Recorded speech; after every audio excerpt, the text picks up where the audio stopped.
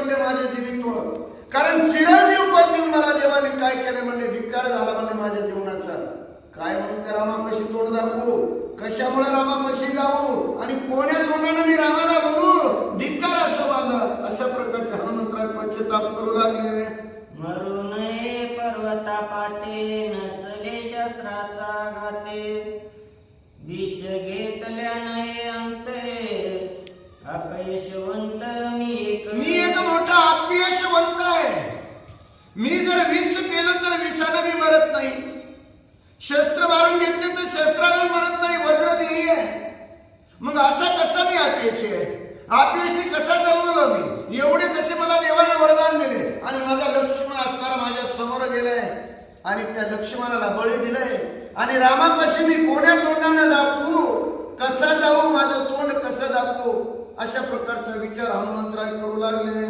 अपयश गांजिलो मी मोठा, पडल्या येते करंटा, वाळून होईन खराटा, परित्या वाटा मी नये. अरे काय करू म्हणले, मला अपयश आले आणि मी जर इथंच पडलो, मी जर वाळून खराटा झाला तर पण ते बी नाही, मला देवाचं वरदान आहे, वरदानामुळे मी मरतही नाही, कुणी मारलं तरी मारित नाही, शस्त्र माझ्यावर चलत नाही, विष माझ्यावर चलत नाही, मग मी चिरंजीव अशा प्रकारचं मला वरदान दिले, मी काय करू.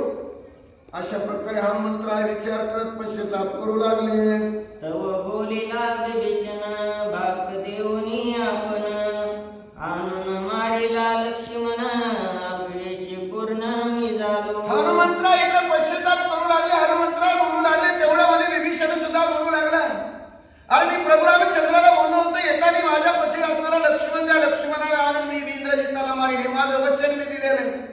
आता मी सुद्धा वचन माझ्या रामाला दिले आणि या वचनामध्ये असणारा मी लक्ष्मण इथं मेलेला आहे. काय करू, माझं वचन असताना मी दिलेलं आहे, मला सुद्धा कळत नाही रे. अशा प्रकारचा विभीषण सुद्धा मनाला पश्चाताप करून घेऊ लागलेला आहे, बोलू लागलेला आहे. अपयश बसले माझे माथा, काही चाले ना पे आता, केवी मुख दाऊर गुणाता, मरण अवस्था मजाली. अरे कोणत्या तोंडाने मी त्या रामापाशी जाऊ, अपयश मला आले, लक्ष्मण मी घेऊन आलो, लक्ष्मण म्हणले इंद्रजिताला मारलं, पण स्वतः लक्ष्मण सुद्धा विकळ अवस्थेमध्ये पडलेला आहे, चेतना विरहित दिसू लागलेला आहे. मग मला अपयश आले, अपयश असताना माझं तोंड आहे, मग मी त्या रामापाशी कसं माझं तोंड घेऊन जाऊ, काय त्या रामाला सांगू, लक्ष्मण कुठे म्हणून बोलू. अशा प्रकारचा पश्चाताप विभीषण करू लागले.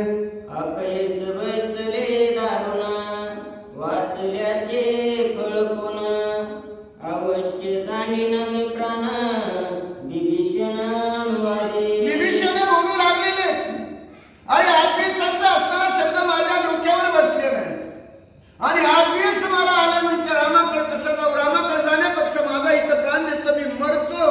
अशा प्रकारचा विभीषण पश्चाताप करून बोलू लागलेले. ऐकोनी शोभला हनुमंत, येथे मरता शरणागत, प्राण सांडिन रघुनाथ, ऐसा अनर्थ न करावा. विभीषण अशा प्रकारे बोलले, हनुमंतराने ऐकलं.